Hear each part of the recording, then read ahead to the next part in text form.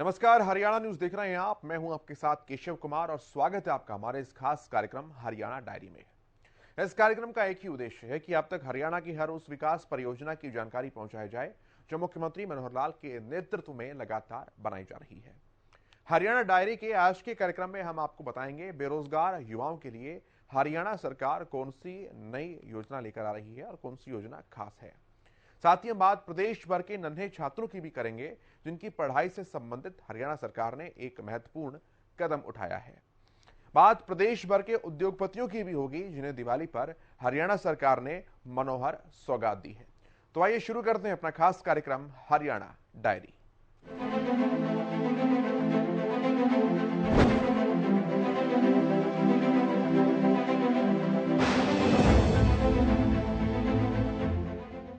हरियाणा के उद्योगों को सीएम मनोहर लाल ने दीपावली पर मनोहर गिफ्ट दिया। हरियाणा सरकार ने प्रदेश के उन औद्योगिक इकाइयों को वैट में 50% तक छूट देने का फैसला किया है जो अपनी ऊर्जा की आवश्यकता डीजल से चलने वाले जनरेटर सेट की बजाय नेचुरल गैस से पूरा करेंगे। ज्यादा जानकारी आपको ये रिपोर्ट देगी।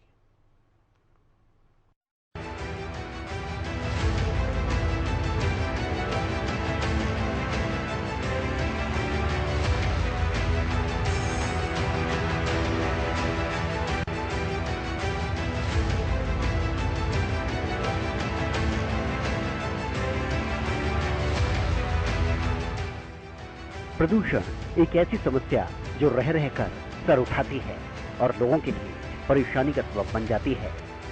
सर्दियों में ये समस्या और विकराल रूप धारण कर लेती है जिसका असर सांस के रोगियों पर पड़ता है। सरकार की तरफ से तमाम कोशिश की जा रही है, बावजूद इसके इस समस्या पर पूरी तरह से काबू नहीं पाया जा रहा। इस समस्या के खात्मे के लिए लोगों का साथ भी बेहद जरूरी है। ऐसे में ग्रैब सिस्टम लागू किया गया। उद्योगों को इससे परेशानी हुई, साथ ही फैक्ट्रियों में नेचुरल गैस या पीएनजी सीएनजी का इस्तेमाल करने के आदेश जारी किए गए। इससे हरियाणा में उद्योगपतियों के सामने एक बड़ी दिक्कत खड़ी हो गई। ऐसे में हरियाणा के उद्योगों को सीएम मनोहर लाल ने दीपावली पर मनोहर तोहफा दिया है। हरियाणा सरकार ने प्रदेश में उन औद्योगिक इकाइयों को मूल्य संवर्धन कर वैट में 50% छूट देने का निर्णय लिया है जो अपनी ऊर्जा की आवश्यकता डीजल से चलने वाले जनरेटर सेट की बजाय नेचुरल गैस से पूरा करेंगे। यह योजना एमएसएमई सहित पूरे उद्योगों पर लागू होगी तथा इसकी अधिसूचना तिथि से 2 वर्ष तक प्रभावी रहेगी। सीएम मनोहर लाल की अध्यक्षता में हुई स्टैंडिंग फाइनेंस कमेटी की बैठक में यह निर्णय लिया गया। बैठक में डेप्यूटी सीएम दुष्यंत चौटाला भी मौजूद रहे। हरियाणा इलेक्ट्रिक वाहन पॉलिसी 2022 के तहत ई वाहन निर्माता कंपनियों को प्रति वर्ष विभिन्न मदों में 164 करोड़ 66 लाख रुपए की सब्सिडी देने को भी कमेटी ने स्वीकृति प्रदान की है। राज्य में डीजल से चलने वाले जनरेटर सेट के उपयोग को प्रतिबंधित किया हुआ है। अब जो उद्योग अपनी ऊर्जा की आवश्यकता सीएनजी पीएनजी से पूरा करेंगे उनको वैट में 50% छूट मिलेगी।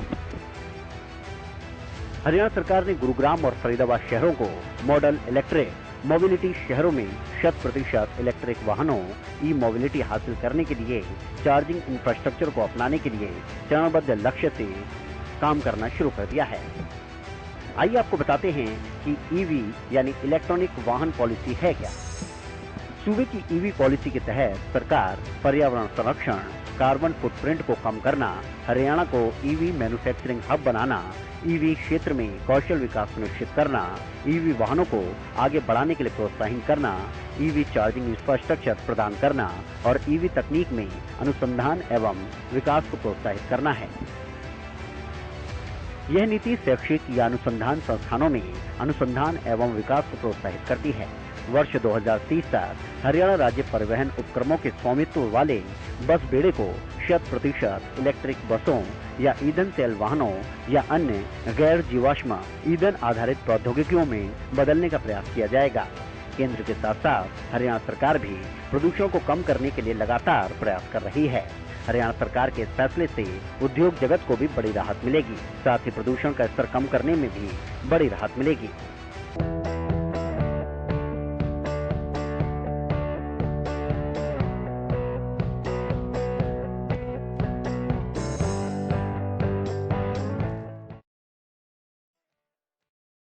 सुधारने और रोजगार के नए अवसर प्रदान करने के लिए सीएम मनोहर लाल के नेतृत्व में कई प्रयास किए जा रहे हैं। राज्य सरकार के इन प्रयासों के साथ ही लघु, सूक्ष्म और मध्यम उद्योगों को भी बढ़ावा मिल रहा है। इससे रोजगार के नए नए अवसर पैदा हो रहे हैं। इसी क्रम में हरियाणा सरकार ग्रामीणों के विकास और उनकी ओर से तैयार किए गए उत्पाद को बढ़ावा देने के लिए एक और योजना लेकर आई है। क्या ये योजना है और इसका लाभ कैसे मिलेगा, ये रिपोर्ट आप देखिए।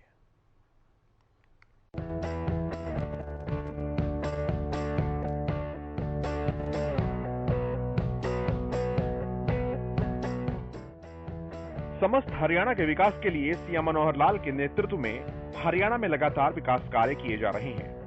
हरियाणा सरकार की ओर से किए जा रहे विकास कार्यों की बदौलत आज प्रदेश तेजी से विकास की ओर बढ़ रहा है। अब जब बात विकास की होती है तो सवाल बेरोजगार युवाओं का भी आता है, लेकिन सूबे के मुखिया मनोहर लाल ने इसका प्रबंध भी कर दिया है। युवाओं की बेरोजगारी दूर करने के लिए हरियाणा सरकार की ओर से पद्मा योजना 2022 लागू की गई है। योजना के तहत हरियाणा में 4000 एमएसएमई खोली जाएंगी, जिससे कि हरियाणा में बेरोजगारी को कम किया जाए।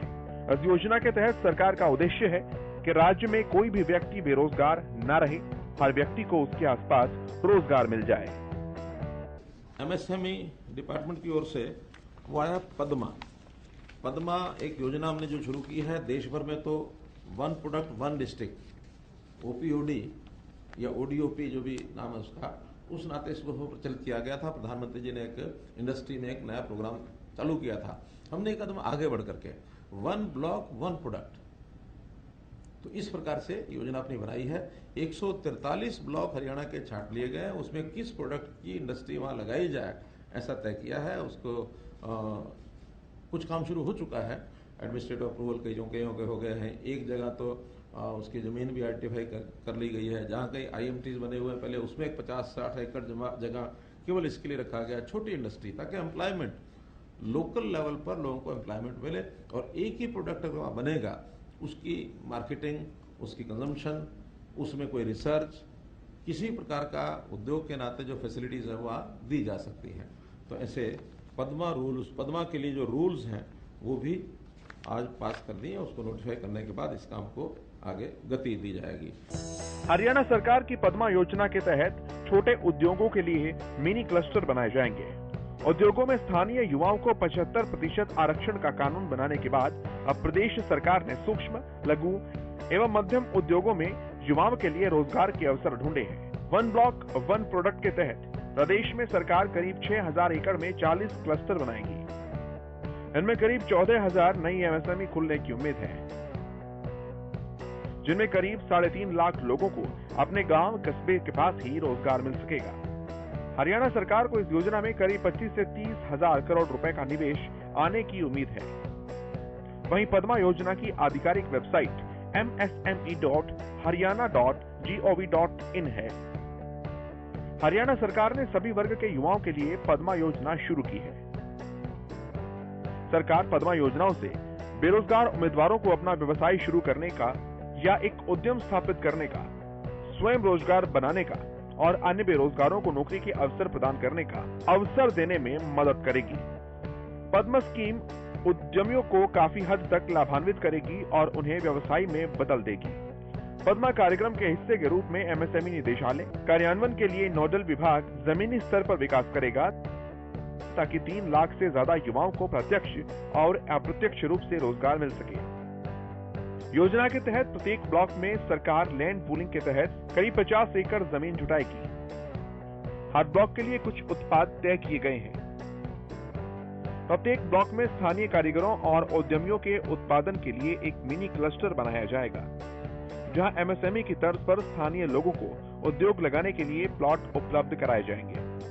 पद्मा योजना के तहत एमएसएमई के लिए क्लस्टर तैयार करते हुए आधारभूत ढांचा खड़ा करने के लिए 50 से 85% तक खर्च सरकार उठाएगी। औद्योगिक गतिविधियों के लिहाज से ए कैटेगरी के ब्लॉक में 50%, बी श्रेणी में 60%, सी ब्लॉक में 75% और डी ब्लॉक में 85% तक खर्च सरकार करेगी। सरकार का जो एक ब्रॉडर जो एक्सपेक्ट होता है वो होता है कि जनता की कल्याणकारी योजनाओं में हम कुछ आगे बढ़े। और कल्याणकारी योजनाएं भी खास करके जो वर्ग किन्हीं कारणों से पीछे रह जाता है उसके लिए कुछ विशेष योजनाएं बनाए।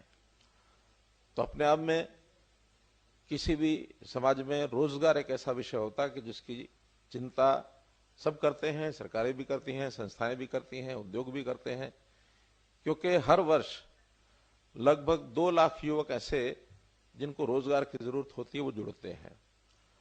और रोजगार चाहे वो कर्मचारी बन करके उसको रोजगार मिले और चाहे वो अपना उद्योग खड़ा करे, चाहे कोई अपना सेल्फ एम्प्लॉयमेंट के नाते से कुछ उद्यम करता है तो रोजगार उससे मिलता है। और ये फिर देश की प्रदेश की आर्थिक प्रगति में भी हम लोग सब सहयोगी होते हैं।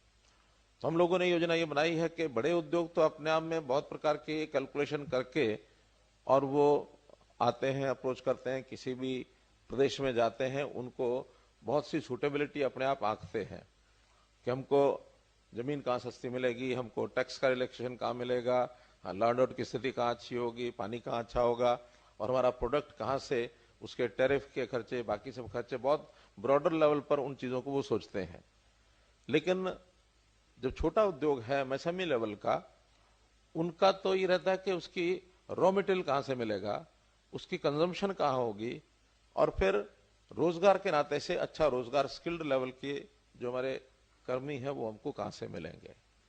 तो उस नाते से हमने देखा है कि अभी बड़ा उद्योग काफी बड़ी मात्रा में, चाहे हमारा ऑटोमोबाइल है या अन्य उद्योग हैं, वो गुरुग्राम और रेवाड़ी क्षेत्र में या फिर इधर पानीपत, जीटी रोड, कुछ एक केंद्रों में एक प्रकार से केंद्रित थे कुछ ही स्थानों पर।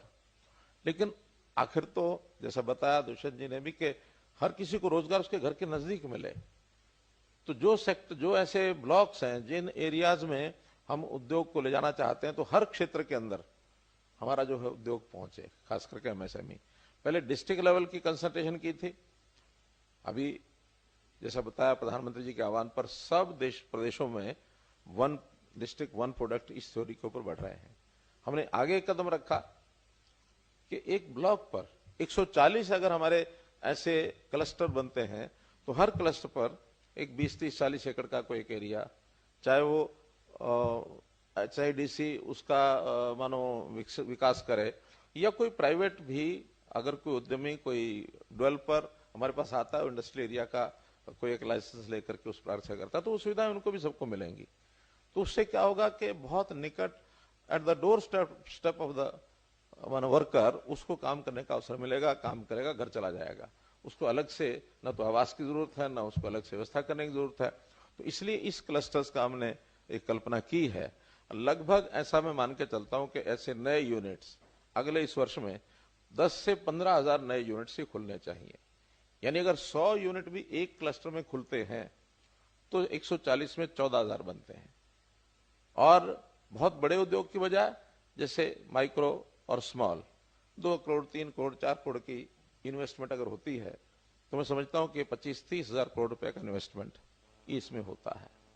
तो इस योजना के माध्यम से एक बड़े वर्ग को, और वो भी हम चाहते हैं कि जो खास करके ऐसा वर्ग है जो निम्न आय वर्ग का है, क्योंकि सारे समाज को हम 3 भागों में अगर बांटते हैं तो निम्न वर्ग, आय वर्ग है, मध्यम आय वर्ग है और जो उच्च आय वर्ग है। उच्च आय वर्ग के लोग अपना बड़ा उद्योग, बड़े सब काम करते हैं, लेकिन निम्न आय वर्ग की आवश्यकता है आज उसकी आय को बढ़ाना। उसके लिए हम लगातार काम कर रहे हैं कि अंत्योदय परिवार उत्थान योजना, ये मैंने एक योजना बनाई है कि जिस परिवार की 1,80,000 रुपए से वार्षिक आय कम है, अर्थात 15,000 रुपए महीना भी जिस घर में नहीं पहुंचता है, उसको कठिनाई बहुत है परिवार के पालन पोषण को। उसके लिए हमने स्पेशल कैंप्स लगाए हैं और उन कैंप्स का लगातार अब क्रम जारी है। पहला एक राउंड हमारा दिसंबर में हुआ, दूसरा राउंड अभी मार्च में होगा और हम कोशिश करेंगे हर 2 महीने में एक राउंड, कोई 1,00,000-1.5 लाख परिवारों को बुलाना, उनकी इच्छा पूछना, क्या आप काम करना चाहते हैं, कोई उद्योग भी लगाना है तो उस उद्योग के लिए क्या उसकी आवश्यकता है, बैंक से लोन की आवश्यकता है, स्किलिंग की आवश्यकता है, या कौन से चीज में उसका अपना मानो कोई ना कोई संबंध होता है। क्योंकि हरियाणा में हम देखते हैं कि एग्रो बेस्ड इंडस्ट्री इसलिए कामयाब है कि हम एग्रीकल्चर स्टेट में है। एग्रीकल्चर स्टेट के नाते से प्रोडक्ट भी एग्रीकल्चर बहुत हमको मिलते हैं, यानी लकड़ी भी है या अनाज भी है या भूसा भी है या बाकी सारी चीजें भी हैं। तो एग्रो बेस्ड इंडस्ट्री या फिर मिल्क बेस्ड इंडस्ट्री, क्योंकि हमारे यहाँ दूध भी अगर देखा जाए तो सारे देश भर में हरियाणा जो है पंजाब हमसे जरूर थोड़ा आगे है, अदरवाइज हरियाणा जो है मिल्क प्रोड्यूसिंग एक स्टेट इस नाते से है। और जब हमने अभी ये कैंप्स लगाए हैं तो उसमें सब जो युवक नए अपना काम करने के लिए आगे आने लगे, तो आपको हैरानी होगी कि 35% युवक एक ही बात कि हमें पशुपालन के लिए लोन दिला दीजिए। अर्थात आज भी हरियाणा में दूध दही का खाना जहां है, तो दूध के प्रति या दुधारू पशुओं का व्यवसाय करने के प्रति बहुत एक लगाव है, एक उनकी रुचि है, तो उस नाते से हम आगे बढ़ रहे हैं। तो ऐसे सारे रॉ मटेरियल हमें यहीं का मिले, ऐसे उद्योग, या फिर जिसकी कंजम्पशन यहां हो, और दोनों चीजें यहां हो तो बहुत ही अच्छा। तो इस नाते से अपने प्रदेश को हर दृष्टि से हम आगे बढ़ाने के लिए एमएसएमई जो क्षेत्र है, जो वर्ग है, इसको हम आगे ले जाना चाहते हैं। और इसमें बहुत सी इंडस्ट्री डिपार्टमेंट की ओर से जो सुविधाएं सहूलतें हैं वो तो हम देने वाले हैं ही हैं, और उनको किसी प्रकार की कठिनाई ना आए। बल्कि हमने तो ये कहा कि लोन दे देने से मात्र उसको उसके यानी हवाले छोड़ देना चाहिए, और छोड़ दें तो कई बार व्यक्ति सफलता से दूर हो जाता है। तो उन सबका एक क्लस्टर के अनुसार उसकी सबकी चिंता भी की जाए। व्यक्तिगत चिंता भी हम करेंगे कि आखिर व्यक्ति नया है, स्किलिंग लेके आया, ट्रेनिंग लेके आया, काम उसका सफल हो, तो हर प्रकार की गाइडेंस डिपार्टमेंट की ओर से दी जाए। हमने इसके लिए जो एमएसएमई डिपार्टमेंट अलग इसलिए बनाया है कि हम कृषि के साथ साथ, उद्योग के साथ साथ एमएसएमई में भी अपने प्रदेश की प्रगति आगे करें। अभी टोटल जो हमारी इकोनॉमी है उसमें 23% जो कंट्रीब्यूशन है वो एमएसएमई का है, क्योंकि टोटल मिला के उद्योग का तो शायद कितना है, 34-35% है, कितना है, तो उसमें मेजर जो कंट्रीब्यूशन है वो एमएसएमई की है। एमएसएमई और आगे बढ़ेगा तो एम्प्लॉयमेंट प्रदेश का वो इसमें आगे बढ़ेगा। जैसे हमने एक कानून बनाया 75% जो है लोकल रेजिडेंट्स को मिलना चाहिए, तो इसमें बड़ा उद्योग तो सोच सकता है कि बहुत बड़ी संख्या में उसको लोग चाहिए, और उसका अट्रैक्शन किसी का हरियाणा में है, किसी का दूसरे प्रदेश में है, जो पहले लोग लगे हुए हैं वो कहाँ के लगे हुए हैं, उनका एक उस टाइप का एक स्वभाव बन सकता है। लेकिन एमएसएमई मुझे इसलिए समस्या नहीं लगती कि एमएसएमई के अंदर उतने बड़े एम्प्लॉयमेंट एक ही यूनिट में नहीं लगने वाला। कहीं 10 लोग लगेंगे, कहीं 15 लगेंगे, कहीं 20 लगेंगे, 50 लगेंगे, हजारों की संख्या में नहीं लगने वाले। तो जो 10, 15, 20 लगेंगे वो स्वाभाविक है, स्थानीय तौर के ऊपर उनको सब मिलने वाले हैं। और जिस प्रकार की आवश्यकता होगी उस प्रकार की स्किलिंग भी वो हम करवाएंगे। वो आप लोगों के माध्यम से ही उसकी लिंक कराई जा सकती है कि जिसका उद्योग ऐसा है कि जो आगे 10 या 20 लोगों को ट्रेंड करके अपने उद्योग में या अपने उस जो उसका सेक्टर है उस सेक्टर में कहीं भी दूसरे उद्योग में लगा सकता है, तो ऐसे भी हम आपको एक ट्रेनिंग पार्टनर्स के रूप में भी उपयोग करेंगे। ऐसा मुझे लगता है कि उस नाते से हम सब लोग मिलकर आगे बढ़ेंगे। तो आपने आज इस सारे आयाम को समझ करके यहाँ पर आए हैं। निश्चित रूप से आपके मन में कुछ बातें जरूर होंगी, लेकिन आज का तो एक फॉर्मल कार्यक्रम है, इस फॉर्मल कार्यक्रम में तो नहीं, लेकिन बाद में आप अपनी ओर से कुछ सुझाव भेजने हैं, या जैसे हमारा नया बजट आ रहा है, बजट में और कोई नए आपके सुझाव आ सकते हैं कि हम इस एमएसएमई के सेक्टर को कैसे आगे बढ़ा सकते हैं, वो भी स्वागत योग्य रहेंगे आपके सुझाव। हम जरूर उसके अंदर उसमें शामिल करने की कोशिश करेंगे। बताएं कि युवाओं की बेरोजगारी को सरकार पहले ही रोजगार मेले के जरिए दूर करने की कोशिश कर रही है।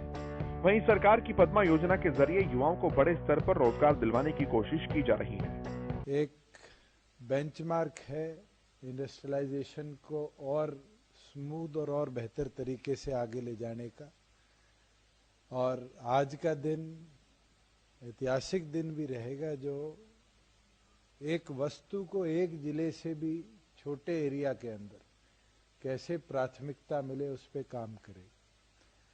आज से साल पहले इस पूरे प्रोजेक्ट की भूमिका रखी गई थी। हरियाणा अपने आप में भी एक लीडर था जिसने 1 डिस्ट्रिक्ट 1 प्रोडक्ट को देश में सबसे पहले अपनाया, और प्रधानमंत्री ने पूरे देश के अंदर इंडस्ट्री डिपार्टमेंट द्वारा उसको लागू किया।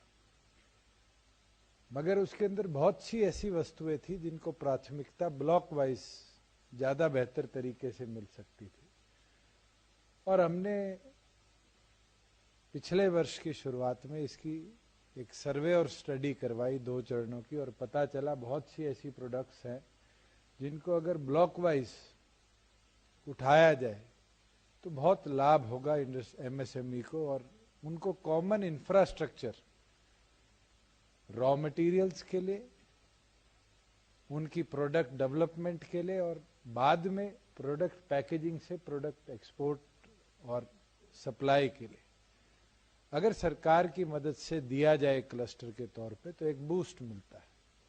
और उसके अंदर हमने एग्जाम्पल्स भी देखे, जैसे फुटवेयर पार्क बहादुरगढ़, वहां पर कॉमन फैसिलिटीज बढ़ी, मगर वो एमएसएमई अब तो काउंट होता है, उस समय एमएसएमई में नहीं काउंट होता था, इंडस्ट्री के तौर पे गिना जाता था। धीरे धीरे उस फुटवेयर क्लस्टर्स में सारी एक ही प्रोडक्ट की कंपनीज आई और उसका लाभ आज मिलता है कि कॉमन फैसिलिटीज के कारण उनकी लैब टेस्टिंग हो, जूते की वेदर टेस्टिंग हो और चीजें हो, वो सारी एक लैब के अंदर कर सकते हैं। कुल मिलाकर पद्मा योजना का उद्देश्य क्लस्टर दृष्टिकोण का लाभ उठाकर ब्लॉक स्तर पर सूक्ष्म एवं लघु उद्यमों को सक्षम बनाने के लिए विकासात्मक हस्तक्षेपों पर ध्यान केंद्रित करके एक आत्मनिर्भर भारत का निर्माण करना है। ये योजना स्थायी रोजगार और उद्यमिता के अवसरों के साथ साथ संतुलित क्षेत्रीय विकास को बढ़ावा देगी।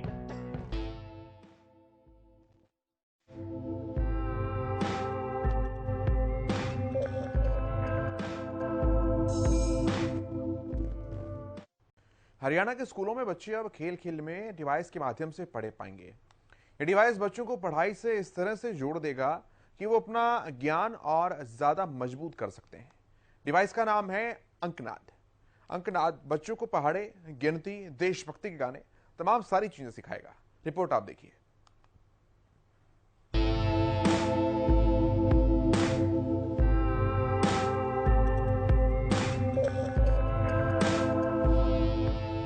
हरियाणा की मनोहर सरकार शिक्षा के स्तर में सुधार और बच्चों के समग्र विकास के लिए बेहतरीन कदम उठा रही है। जहां एक तरफ नई शिक्षा नीति को 2025 तक लागू करने के लक्ष्य के साथ काम किया जा रहा है, तो वहीं शिक्षा में नए नए प्रयोग कर बच्चों के लिए आसान भाषा में ज्ञान दिया जा रहा है। अब एक और प्रयोग हरियाणा के स्कूल में होने जा रहा है। हरियाणा के स्कूलों में बच्चे अब खेल खेल में डिवाइस के माध्यम से पढ़ेंगे। ये डिवाइस बच्चों को पढ़ाई में इस तरह से जोड़ देगा कि वो अपना ज्ञान और अधिक मजबूत कर सकेंगे। डिवाइस का नाम अंकनाद है। अंकनाद बच्चों को पहाड़े, गिनती, देशभक्ति के गाने सिखाएगा। शुरुआत में हरियाणा के मॉडल संस्कृति स्कूलों में इसकी शुरुआत की गई है। प्रयोग सफल होने के बाद यह अन्य सरकारी स्कूलों में भी भेजा जाएगा। भिवानी के जिला मौलिक शिक्षा अधिकारी नरेश मेहता ने बताया कि सरकार ने मॉडल संस्कृति स्कूलों में यह डिवाइस भेजी है। इस डिवाइस का नाम अंकनाद दिया गया है। ये बच्चों को कक्षा के अनुसार पहाड़े, गिनती व गीत सिखाएगी। उन्होंने बताया कि इसे देने की शुरुआत कर दी गई है। अब जल्द ही बचे हुए स्कूलों में भी दी जाएगी। ऐसा है कि हमारे जिले में 68 राजकीय मॉडल प्राथमिक विद्यालय हैं, जिनके लिए हमने अंकनाद मशीनों का वितरण करना है। आज जिले के 22 विद्यालयों में अंकनाद मशीन जो है वो वितरित की जा रही है और बाकियों के लिए भी जो है आने वाले दिनों में हम उनको वितरित कर देंगे।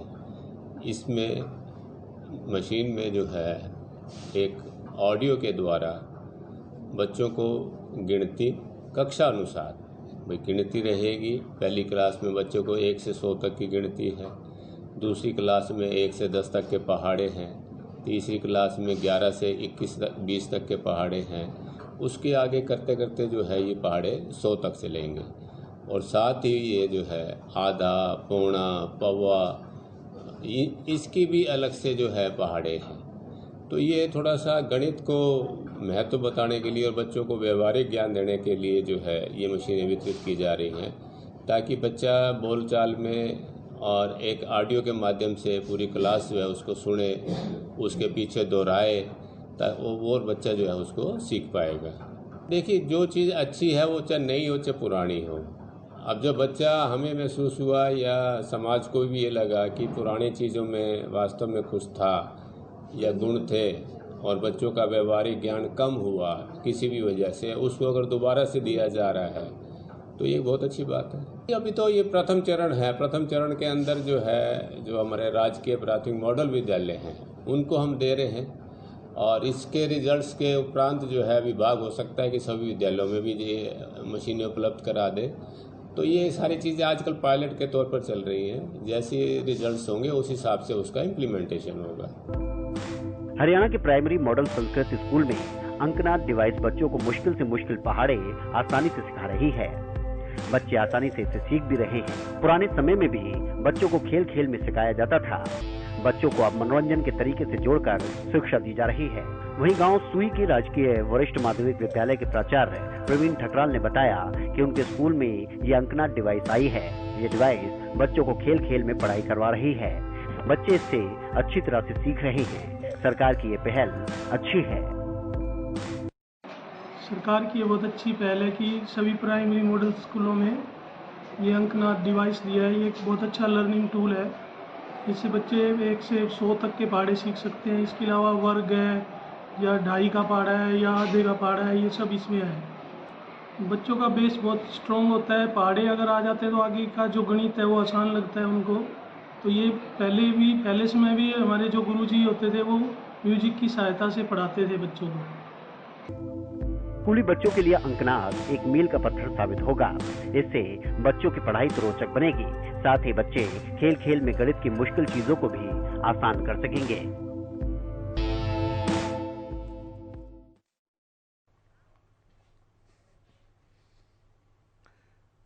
मुख्यमंत्री मनोहर लाल के कुशल नेतृत्व में हरियाणा प्रदेश लगातार अग्रसर है। हरियाणा का हर वर्ग सरकार के कामों से संतुष्ट नजर आता है। सरकार का मकसद है कि प्रदेश के अंतिम व्यक्ति तक विकास पहुंचाया जा सके और इस कार्यक्रम के माध्यम से हमारा मकसद है कि सरकार की हर विकास परियोजना की जानकारी आप तक पहुंचाई जा सके। फिलहाल हमारे आज के इस खास कार्यक्रम में इतना ही। आप देखते रहिए हरियाणा न्यूज। नमस्कार।